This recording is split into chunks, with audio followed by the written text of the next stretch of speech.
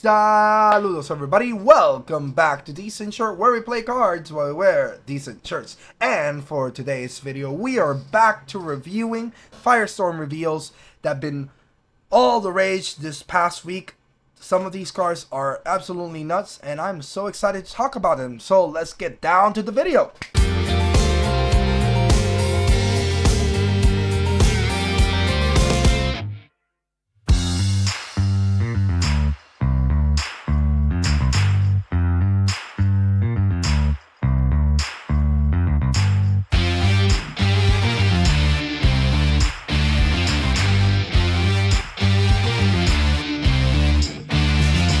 Starting off with the Frost cards that were revealed, we did get Champion of Keon cards, so that's really interesting. Not only are we getting champions of all the other four Divine Runes that are coming in the starter decks, we're also going to get for the other Divine Runes, and I'm actually very excited.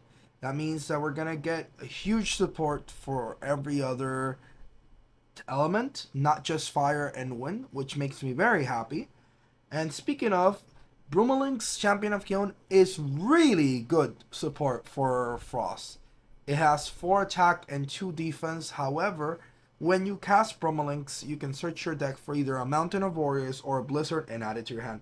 This is going to be a new staple for all Frost decks, in my opinion. It's just too good. It's a walking 5 attacker that also searches out Mountain of Warriors, which has implications for future turns. And it can also search out Blizzard, so it's like a Lavalith, like a mini Lavalith that only hits set cards. Still really solid. Overall, it has a lot of potential, and I hope that we get more Blizzard support. We did get more Blizzard support. I just hope that we get a little bit more so that we can really put it over the edge. Speaking of, we did get another Champion of Keon known as Narpoon. Narpoon is an interesting one. It doesn't really synergize all that much with Brumelinks. However, it does have 4 and 2 in their respective stats. It is a water Elestral, and it can Nexus water or frost. So that's an interesting thing, right? You can Nexus either element. That's really solid. But when this Narpoon receives 1 or more Frost, you can special ascend it to Waylands from your hand or deck. It is a very easy condition to meet, and it's going to be the definitive Narpoon for any future good Waylands. And these stats are pretty solid overall. We do get another Waylands, a Champion of Keon one. And this one does have solid stats as well. 7 attack, 5 defense is really solid. It is a water, so it is immune to tsunamis. And it is also frost, so it is immune to cryoblast. So even though 5 could potentially get to 0 with a Zeus and a cryoblast, cryoblast will not be able to destroy Waylands. That being said, this Waylands I think is okay. It has the potential of being a huge game finisher. For when it declares an attack, you can Nexus up to 4 Frosts from anywhere on the field and enchant it to it. That's really cool. And it can do piercing damage. So again, this is more of a finisher, like gonna hit you for really big amounts of damage. I don't think it's gonna see all that much play, and even if it was, it's not gonna be like a better option than the Waylands we already had in Frostfall. I can see it being a rogue deck. Maybe in something like a Atlantis deck, but I don't think it's going to be more than that. I think we're asking a little bit too much of the card, and maybe it's just going to be left as a rogue deck more than anything. Now, we did get a Frigid Cup that oddly enough is Blizzard support. However, it is not a Champion of Keon, so that means that it's going to be competing with the Frostfall Frigid Cup that we already had, so that means that you're going to have to match them. You can't run 3 of one and 3 of the other one. You're going to have to choose. If you want to have more than one option, then you're going to have to choose which of the slots you're going to want for which. But the stats are pretty decent. 4 attack, 3 defense. Again, very solid. And its effect is quite simple. You can return a Blizzard from your Underworld to your hand. This is decent support. I don't think it's anything groundbreaking. It does have a cool combo that stats with its Ascension line. but I really think that at the end of the day, I don't think it's gonna be that great of a card. The stats don't really make me too interested in using it in a deck, and the support that we have for Blizzard is not enough. So we're gonna need a little bit more for this card to actually see some kind of play. We do, however, get a Chivalry that is, again, not a champion of Keon, but it basically gives head to this archetype known as the Blizzard archetype. Um, every time that you cast a Blizzard, you are able to target and destroy an Elesto. That's a very powerful effect, especially since, in theory, Blizzard is letting you get rid of one rune that they cannot chain. So you're getting rid of 2 cards while Chivalry is in play. And you can also expend 1 Frost to then special cast the Frigica from your Underworld with a Frost Spirit. So that means that you get to recycle your Blizzards, and that's a really cool effect. I just think it's going to be a lot harder to maintain that Chivalry on the field more than anything. And I don't know, I don't think it's going to be all that worth it, but it could be a cool rogue deck. And I think that if we ever get a better Blizzard or even a cheaper Blizzard, I think this card will see some kind of play because it does have a very solid and strong effect that it's not that expensive when you really think about it, especially because you do have a lot of upside to the card. Now, moving away from the Frost cards, we did get new Champion of Apollo cards, and these cards are really exciting if you ask me. Champion of Apollo Exaltus is really cool. It has 3 attack, 2 defense, nothing to write home about in the stat department. However, when an Elestral on your field is destroyed in battle, you can special cast this Exaltus from your hand with a Solar Spirit. So that means that it basically replaces an Elestral that is already on the field. It doesn't have to be a Solar Elestral, so you can use this in other types of decks and mix and match. I think that's a very powerful effect because keeping board presence is very important for the tempo of the matches, right? Currently in the meta, having a body on board means a lot of things. And even if the stats don't really show it, having a body that goes into your turn, it has a lot going for it. That being said, it does not stay as a 3 attack for too long. If you foretold that turn, then Exaltus gets +3 attack. And this does have some interesting synergy with the new Torch of Hestia that was revealed, because when you declare an attack with the Elestral that is empowered, you get to foretell. That means that Exaltus would then activate its effect and get +3. So you're foretelling, so you're stacking your deck, and you're also having a 6 attack +2. That would mean 8 attack. I think there's a lot of potential for this card.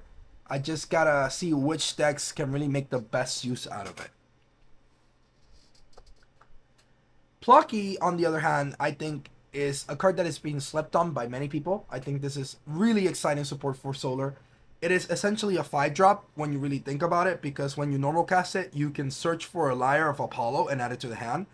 Lyre of Apollo, we're going to discuss it later, but basically it allows you to first shift the stats on all of your Champions of Apollo, so that Plucky essentially becomes a 3 attack. However, it also gives you +2 in attack, which means that your Plucky is now getting 5 attack. It's really interesting. And the reason why this is really slept on is not because of the Lyre effect, but because of its second effect, which says that when you cast a Solar Rune, you can return 1 Solar Spirit from your Underworld to your Spirit deck. Okay, so this is really cool. It means that any Solar card that is 1 cost is essentially a free card, because you're going to regenerate that Solar Spirit that you use. And I think that goes a long way in this type of deck, especially because Apollo is usually a very expensive card that you do want to put many spirits under. And at the same time, it gives you a lot to think about in the way that you're going to build a deck around Plucky, because in theory, you can have cards like Golden Fleece or Temple of the Sun or even Apollo, and you cast them after the Plucky and you get an instant upside to playing those cards that normally would cost you a life. Now you're just retrieving all that, and you can be as aggressive as you like because you're regenerating most of the time those spirits back to your Spirit deck. I think this card is really solid, and I'm excited to see what people cook up with this. I already have some ideas. And I think in the future it might be a little bit too broken. If we get really like very powerful solar runes, which I'm sure that we're gonna get in the future, this card could be really scary. So overall, I like this card. I think it has a lot of potential. Not enough people are talking about this card, and I'm really excited for what the future holds for this solar support. Now, before we get to Lyre of Apollo, we do have two other champions of Apollo that are really cool. Look at this cute Soul Bell with, I think it's P-Gleam on the top. It has one attack for defense, while Soul Bell is foretold. You, with your Apollo's effect, you can special cast it with Solar. This is a really powerful effect because you're giving a deck that already liked using Apollo to foretell, and you have many pluses out of those effects to now have an idea, a way to special cast Elestrals to the board. And especially if you do that when you have Soul Stocks in the foretelling, that could lead to some crazy combos. I think Soul Stocks decks are rising thanks to this card, and just any Solar Ascension deck in general is probably gonna rise in popularity because of this card. I think this card is really solid, and even more when you think about Lyre of Apollo, which we haven't discussed just yet, but it basically is going to turn that Soul Bell into actually a 6 attack, and that is very scary as well because it's a 1-drop that can also be special casted. Overall, I think this is a really cool card. I'm really excited for what you can do with Soul Bell, and I probably think this is the best out of the solar cards that were revealed currently. I think in the future, Plucky might be the best out of the 4 cards that was revealed, but currently, Soul Bell looking like the best card because it's the most versatile one. Now, we did get a Soul Stocks. I am a huge fan of Soul Stocks in general. I love playing the deck. It's one of my favorite control decks. But I gotta say, this is not my favorite Soul Stocks. It does have an interesting effect that allows you to return Divine Runes back to the hand, so you can either punish your opponent or you can replenish and use your Apollo if you know that you're low on spirits. And 6 on 6 on the stats is really solid, but I don't think it has enough upside for it to be a true drop to justify it. I really don't love this card. I would love to see more of it. Maybe if we see a meta where Divine Runes become very prevalent, which is very possible considering that the new Zeus and Poseidon support, and even the Hestia, even though Hestia is not really used for that reason. Maybe in the future we get more Hestia support. But currently, I think Soul Stocks is okay. I don't think it's going to be anything groundbreaking. I don't think it's going to be seen a lot of play either. Second to last is actually Solar Charge. This is a really cool effect. It basically is possible soul support, though I'm sure that we can think of many situations where you could use this card for other scenarios where it could be very useful. The idea is basically that you get to enchant from your underworld a solar spirit to an Elestral on your field that is really solid. That means that you can use it for Nexus, you can use it for Ascension, so 1-drop can now becomes a 2-drop that can then ascend into a 3-drop in that very same turn. But in Fossil it's probably going to be the best to use because you will get so many pluses out of that Solar Charge. Overall, I do think that it has some interesting implications with the new Plucky that we mentioned, since it could be a free heal. Since you get to cast it, you heal 1, and you also get to enchant 1 from your underworld, so you're healing like 2 times. It's worth trying out in Solar Ascension decks, but I don't know if it's going to see all that much support. I'm really interested in seeing if someone gets to make a home out of this card, because I do think it's pretty powerful. We do get Lyre of Apollo. Lyre of Apollo is one of my most sought after cards. You wouldn't think so, but it's really solid. Basically, it's a 1-cost artifact, and we've already discussed how 1-cost artifacts are very powerful in this meta, and in general as they have really powerful effects for a very cheap cost. We've talked about Torch of Hestia, and we will talk about another 1-cost artifact that was revealed, but focusing on this card, I think this is a very powerful card. First of all, it empowers the Empower Celestial gets to swap their stats. This can be used both offensively and defensively, and you get to search it out with Plucky, so it's even more of a utility card since it's quite easily searchable. Basically, Lyre of Apollo can be used to swap the stats of your opponent so you can run over them, or you can use it in something like your Plucky so that it becomes a 5 attack, or your Soul Bell, which would then turn into a 6 attack. Why do I say that it's a 6 attack? Is because all of your champions of Apollo get +2 attack and +2 defense. That means that regardless of the swap, you're still gonna get the +2, which means that you're essentially making any attacker very strong.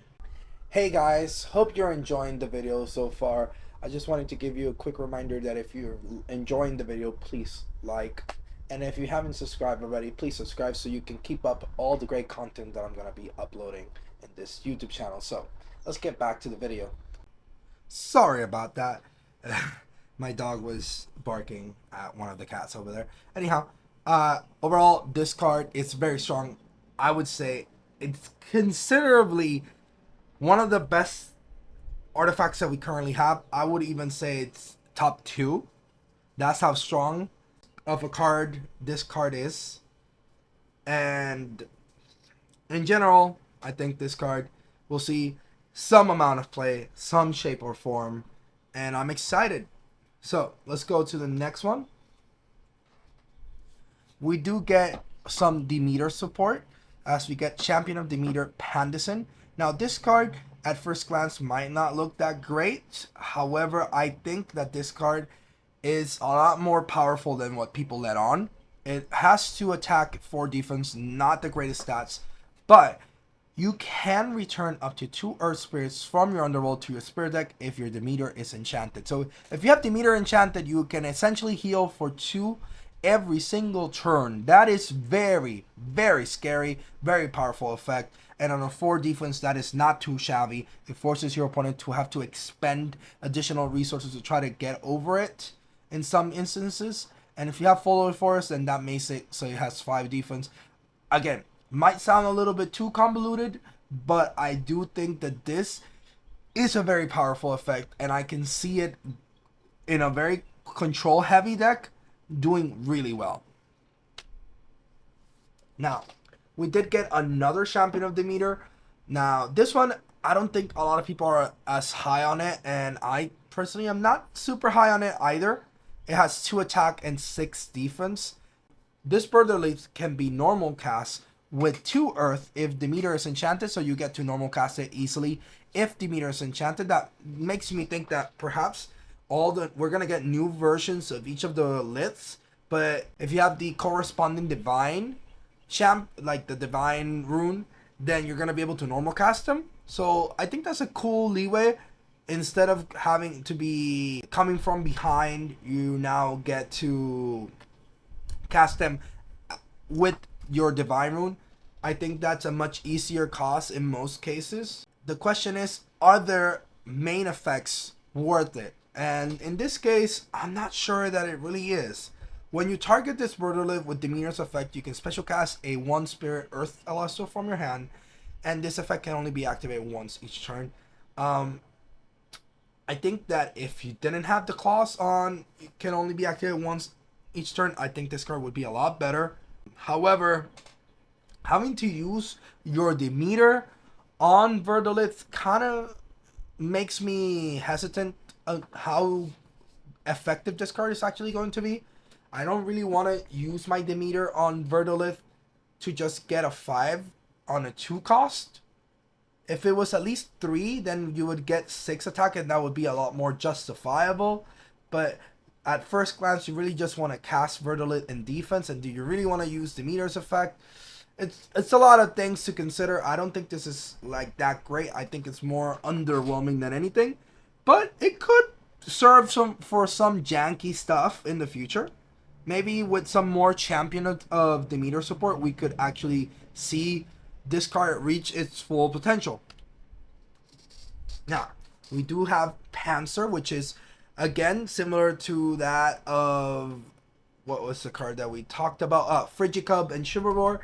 It does share the same name as the other Panzer that we have, and it is not a title form, so we would have to choose how many copies of each we would like to play, but we couldn't play more than 3.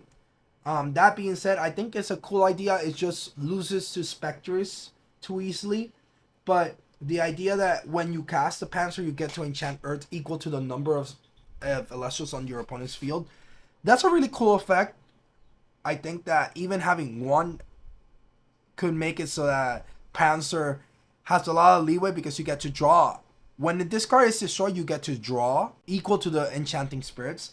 So under a Foliage Forest, this could be a really cool card. It just, at the end of the day, you're probably not going to lose the Panzer by battle. You're going to lose it by effect. And since it doesn't get its effect from effect destruction, this card loses a lot of its value very quickly, especially because Spectres is everywhere right now, and maybe in the future we don't see it as much, but right now it's kind of hard to see this card actually working. Now, we did get a new Viserys, again, not non-titled, but this one it has a very interesting ruling, since we do know that we have base set Viserys in 2. We are allowed to use this as our third Viserys because this card is technically not the one on the ban list. Therefore, we get to have this mishmash of having this Viserys join with the other Viserys. I think this is okay. The effect on its own is kind of underwhelming, but in practice, it's probably really solid, considering that you can search it out with one of your Viserys, and it still gets the +1 for each Viserys on the field, so you still get a 5 attacker on a 1 cost body that could potentially get a counter immunity to counter runes. I think that's pretty good. It just needs a little bit more support, and I don't think we have just enough support for this card to really see that amount of support. I don't think we have enough support for this card to really shine just yet. Okay, so we've seen a theme of Earth really not receiving that much support. We've received some interesting effects, but Fire just keeps getting stronger and stronger. And let's start with Reforge, which is absolutely insane in my book. It is an invoke 1-cost fire that returns an artifact from your underworld to your hand, and that by itself would be a worthwhile card considering all the support that we already had. But it gets crazier, especially because you get to return spirits equal to the artifact's rune enchantment cost. So that means that you're able to recover spirits as if it was an ambrosia. It doesn't have to be the corresponding spirit, so that's really important to remember. But at the same time, when you think about it, you're just getting the spirits that you wanted, that you would need for the enchantment cost, so you can just use it that very same turn. It's a very free card, very simple, but very powerful card. And as we get more powerful invoke runes in the game, which I'm sure that we will get, this card is going to get scarier and scarier. We did get another artifact, which is an interesting artifact. It is also a 1-cost, however, this just only gives +1 attack compared to that of Torch of Hestia. But it does have a very interesting effect. When an artifact rune on your field is sent to the underworld, that means any artifact, it doesn't have to be yours, or it doesn't have to be Anvil of Hephaestus, so that's very important to think about. If you do, you can enchant each spirit that was enchanting that artifact rune from your underworld to a card on your field. So that means that if they were able to destroy your Elestral empowered by Anvil of Hephaestus or any other artifact, those spirits that would normally lose and leave the field will now be able to be enchanted to somewhere else, so you will be able to keep them. And this effect is pretty powerful. We've seen similar stuff like Starvit Supernova have an effect similar to that. I just wish it had 2 attack, honestly. At the end of the day, I think that if this was 2 attack, this card would be nuts. It would enable one of the cards that we're going to discuss, the new Bolt carries. It would enable it to sort of become like the new Salomon Great of Elestrals. If you play Yu-Gi-Oh, you know what I'm talking about. But overall, I think this is a solid effect. I just think that 1 attack might be too low, but it definitely has some potential that maybe in the future can be untapped. Now, speaking of, the card that I was referring to was Volcari's Champion of Hephaestus, and this card is absolutely insane. This is the best new fire card that was revealed from the set, hands down. To me, this is the best fire card. It is a cast searcher that searches for Hephaestus, and you would think, oh, why would I want to search for Hephaestus? That's not that great.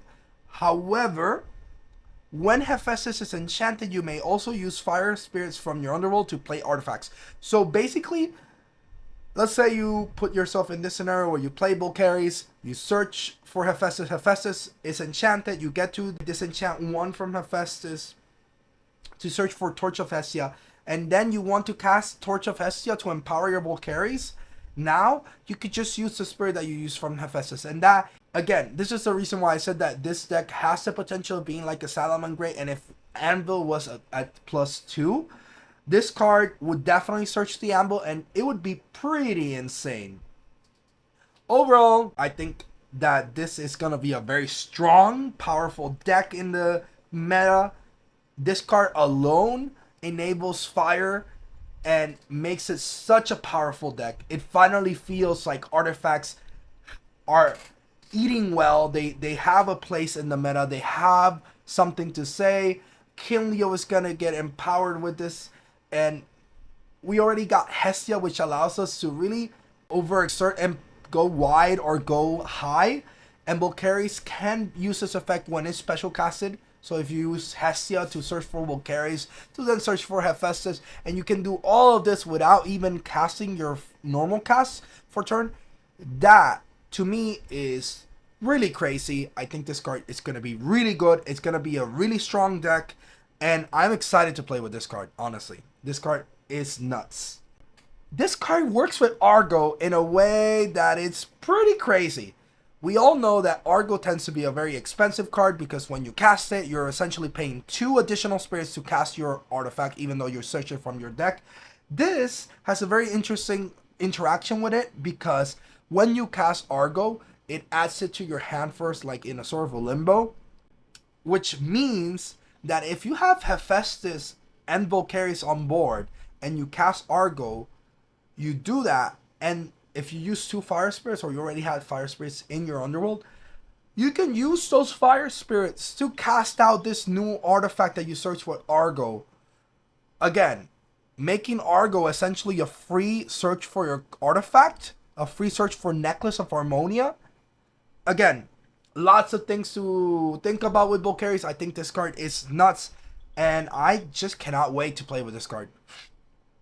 Okay, now, this card, not quite as good as its brethren Volcari's, but it still has a really cool effect. It's a 3 attack, 2 defense. However, when you cast Romocle, you can return an artifact from your underworld to your hand. That is a very powerful effect. We already saw Reforge, which is a better effect, but having it on a 1-cost Celestial is also really solid. And we do get an additional bonus because Romocle gets +1 attack for each enchanted artifact rune on the field. So let's say that we use Torch of Hestia and it's in the underworld. We cast Romocle. Romocle adds Torch of Hestia. Cast Torch of Hestia. That means that your Romocle would actually be at 6 attack instead of 5. That is very solid. I think that it has a lot of potential. And the deck in itself might be a little bit too gimmicky if we're focusing too much around the artifacts, but as a complementary piece to Volcari's Champion of Hephaestus, I think this card is pretty solid. Now, we can't have a Romocle without Scavacle, and we did get a Champion of Hephaestus Scavacle. Overall, 6 attack, 6 defense. Again, I really like that stat. And this card enables like a really fun rogue deck. I don't think it's going to be all that serious or that strong, but it could catch some people off guard. It is allowed to a special ascend with a fire spirit if you have at least 2 enchanting artifacts runes on your field. So this makes great use of Hephaestus. If you already had another artifact, you can really ascend into Scavacle really easily and really fast. So again, pretty cool.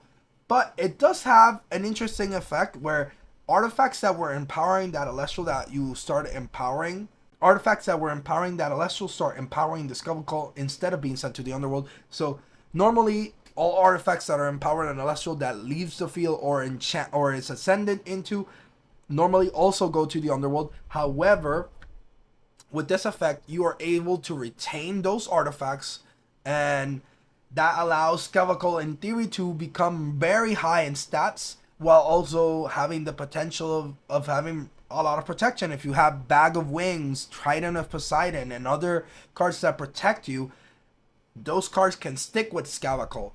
Again, I think this card is really cool, but at the end of the day, I think it's a little bit too gimmicky, and it will be relegated to a really cool, fun rogue deck. Now, moving away from the fire support, we did actually get some new Champion of Aeolus support, which is cool because we did get a lot of Hermes support, but we're also going to get more Aeolus support. So, and these cards are actually pretty cool. The first one is a Titanostock. I'm sure that a lot of people don't really love Titanostock. It's a very forgettable card, especially because of its effect. However, 5 defense on an Earth Celestial is pretty solid, and its effect is also really cool. You can nexus one Earth or Wind, pretty cool. But when you do, you can enchant a Wind Spirit from to your field. So basically, you're able to proc Wind receive effects 2 times, and again, that's a lot. That's very strong, especially when you think of Pegas, when you think of Windjin, when you think of even stuff like Nemisail. These effects that trigger when you receive, there's a lot of potential with this card. I think this card is a lot better than what you might think at the start. We just have to see how creative people get with these effects. Now, we did get a new Sorlet, which is a champion of Aeolus, and I love this effect. When this Sorlet destroys an Celestial in battle, you can search your deck for an Aeolus or a champion of Aeolus and add it to your hand. Now, at first glance, this doesn't look that great. It is a search effect, but it has to be destroyed, so you have to commit your Sorlet. 4 attack, 3 defense is pretty solid. It is a lot harder for Cryoblast to get rid of it, but it's the versatility and the combos that come with the Sorlet. The fact that you can search for Aeolus, I really like, but looking for Champion of Aeolus unlocks this card in many ways, and we're going to talk about it with the next card, because it basically creates its own deck with the new Cryosaur Champion of Aeolus. This card is very strong because it is a super aggressive strategy that is really easy to cast out. It has 7 attack, 3 defense. Again, 3 defense is sneakily really good because you have to overcommit to get rid of it with a Cryoblast. And Cryoblast is everywhere right now, so this is really cool, really strong. And 7 attack is still very solid. It gets rid of most 1-drops. And the way that you cast it is what makes this really strong. Because if Cryosaur is in your hand, you can special ascend it from a Sorlet with a Wind during your battle phase if that Sorlet destroyed an Celestial in battle this turn. And this is not tied to just Champion of Aeolus. So if you destroy it with base set Sorlet that can change positions by expending a Wind Spirit, and you have Cryosaur in hand, that means that you can attack with the Sorlet and then ascend into Cryosaur to attack again. But this is where it gets crazy, because Cryosaur is searchable by being a Champion of Aeolus, and since Sorlet can search it out when it destroys an Celestial, Cryosaur can still check the field and consider Sorlet as an Celestial that destroyed a monster in battle. Therefore, it can ascend into Cryosaur and then attack that turn. Again, I think this card has a lot of potential. I think this card is really good, and I'm excited to play with it, because at worst, it actually becomes as a new way to be aggressive while also ascending into stuff like Pantera. Now, speaking of ascending, Galaxer. Galaxer is like my baby. I am so excited to play with this card. This card, for those that know, they know why this card is so special to me. I think this card is really cool, and when you add this Galaxer to your hand with your Aeolus effect, you can special cast it with a Wind. It's very simple, nothing out of this world. However, the implications for this card and Aeolus are limitless. The idea is that you're now gonna be able to enable stuff like Ascensions and Nexus decks. Tower of Winds are gonna love this card. And in general, Aeolus becomes a better card now because not only are you searching for cards like for any win one drop, but now you're also allowing yourself to cast a body on the board, similar to that of Soul Bell with Apollo. And that goes a long way, as we said, for Nexus and Ascension decks. I think that Aeolus becomes much more versatile with this, and I'm so glad that we actually got a full art because of it. I think this card is amazing, and I just know that in the future we're just going to continue to see more support that is going to make Galaxer very scary. Now, we did get more Champion of Zeus cards. We did get a Titanostrike. Titanostrike, again, sneakily good with a 4-4 split in stats. I think that means that stuff like Eddie cannot really run over it, even if it's in attack or defense, really solid. But when you cast it, you can actually search for a Thunderstorm and add it to your hand. Currently, we only have one Thunderstorm. Maybe in the future we do get other types of Thunderstorm. I assume that we will. Similar to that of Tsunami. But this is essentially a mini Lavalith. Like, a lot more expensive, but still. When you think about it, Lavalith was very powerful. And this card, on cast, it searches for Thunderstorm. So it outs your opponent's cards. It definitely could see play with stuff like Brontoglow. I just hope that we get a little bit more Thunder support so this card can really shine. But as it is, I think it's going to be solid in Champion of Zeus, but it will kind of be, how do I say, power crept by its brethren, which is actually Fulgaris. Fulgaris is actually a really cool art. I love the design. The art that we got for Daybreak, I really didn't love it. And the effect even less. However, this effect and this art is so good. And I'm so sad that it's a holo, but at the same time I'm really happy because I want to get my playsets on this card. Now, Fulgaris is really strong. It basically says that you can disenchant a Thunder from Zeus in order to target and destroy a face-down rune. So again, it's basically like a Thunderstorm. Again, there are some implications where Titanostrike can be better, but I think more often than not, Fulgaris is going to be better. Not just because you get to destroy a Thunder rune, but also because when you do, Fulgaris gets +2 attack. And that means that Fulgaris is a 5 attack on cast and while you have a Zeus. I think this is a really good card. I think that this will force your opponent to use their resources so that they don't get to use it against your Elchick, your Griffuse, and your Voltempest. And that's where I think the strength of this card lies. It's a great starter that forces your opponent to have to out it really quickly, or they're gonna lose tempo and their runes in the back. Now, we did get more Champion of Poseidon support, and this is the last couple of cards that we got revealed this week. This was revealed actually today, and I think this is a really cool card, kind of wacky. It's a new swap card like Galaxy, the original Galaxy.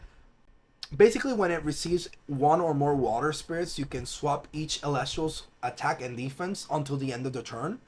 And that's really cool. Basically, Galaxy turns into a 5 attack, much like its counterpart in base set. But it also changes everybody on board. So something like Galaxer kind of got power crept by this card because Galaxer usually had to decide if they wanted to swap their own stats or the ones of their opponents. But Galaxy can kind of do both. And now if you're going against something like a Viserys, you can swap their attack to 2 defense, 2 attack, 3 attack when you give the buff. But Galaxy is at 5. So there's some really cool implications for this card. And it has a lot of potential. I just think that it might be a little bit too inconsistent because you're going to have to rely to proc its effect during your opponent's turn to keep it. And maybe the one turn that you change the stats of all the Elestrals might be enough. But I don't know. I think that this card is going to be a little bit too inconsistent. And I don't see it having a lot of play. But I do think that it could be a very interesting side deck card. That being said, we did get more Champion of Poseidon support. We did get a Champion of Poseidon Barataqua. 4 attack, 3 defense, much like its base set counterpart. However, when this Veritaqua receives 1 or more water in a Nexus from Poseidon, you can special send it to Veritaqua or Atlantis from your hand or deck. That means that this is most definitely the definitive Atlantis Ascension tool, right? This is a Veritaqua that they're always going to want to play. If they're going to play any Veritaqua, they're probably going to play this. At least for Atlantis. Because it's very easy to ascend into the Atlantis. It does have solid stats. 4-3 is pretty cool. And it does give a new dimension to Poseidon support, because so far we only got the Majesty, which is, well, very versatile because you can run it as a boss monster that is supposed to heal and also disrupt your opponent. This seems like more of an aggressive card that is trying to ascend very quickly to attack over, and its payoff is actually Atlantis Champion of Poseidon, which has 8 attack on a 2-drop. That's really good. 3 defense, again, very sneakily good because you are able to get around Cryoblasts, at least as just one single Cryoblast. You're gonna have to overextend, but aside of that, it also can be casted very easily. First off, when you cast a Tsunami, you can special ascend the Atlantis in your hand from one of your water Elestrals. It doesn't even need Veritaqua to ascend into Atlantis. If you have it in hand and you cast a Tsunami, which we do have 2 copies of, or 2 different versions of, you're able to cast it. And also, your water enchanted Elestrals deal piercing damage while Poseidon is enchanted. I think that all water Elestrals that are able to pierce, like have piercing damage, is insanely strong because Poseidon already has synergy with that by giving more spirits to your Elestrals.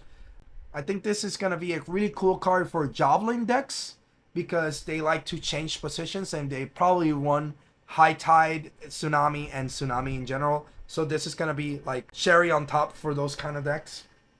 It allows them to go very offensive. And I think it's going to be a really cool rogue deck at the end of the day. I don't know if it's going to be like that strong of a deck because it's kind of telegraphed. But that being said, it does have very explosive turns. And I am excited to test it out. So, the last card that was revealed this week was actually Harpy, which is a Nexus form of Plucky.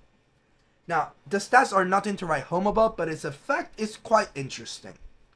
Your Elestrals cannot be attacked except for this Harpy. So, this is the same effect that Fun Guide has, where you can't target any other card that is not this card. However, if you have multiple Harpies on the field, that means that they are not going to be able to attack because they can't target any other Harpy. Or if you had Fun Guide and Harpy at the same field, the same would apply. That being said, when this Harpy is destroyed in battle, you can draw 2 cards, and if you do, but you do have to have a Divine Rune.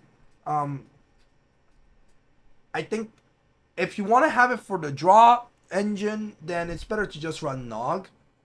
However, the idea that you're basically forcing your opponent to attack it and you get some sort of upside from being attacked is pretty solid. The only thing that I don't like about this is that it is too susceptible to Spectrus, and who could blame it, right? Spectrus is everywhere right now. If you were to play Harpy, I think that you have to build around it. I don't think that it's a card that you can just put in as a tech card because of the dominance and the presence of cards like Dense Fog, Spectrus, and Gorgon's Gaze in general. While Dense Fog is not used that much currently, I do think that with Firestorm we might see an uptake in that. Alrighty, so what do you guys think about the new cards? Any cards that got you riled up? Personally, I'm super excited for Volcari's Champion of Hephaestus. That card seems insane, and I am really excited to play with it. So tell me in the comment section, which card got you interested in playing this new set? Is it the fire support? Is it the new thunder support? Water support? Earth support? Frost support? What got you interested? Please write it in the comment sections, and I'll make sure to write, reply, and like your comment. So, having said that, let's end the video there. Hope you guys enjoyed the content today. Don't forget to like and subscribe. And that will be all from me today. Decent Shirt, signing out.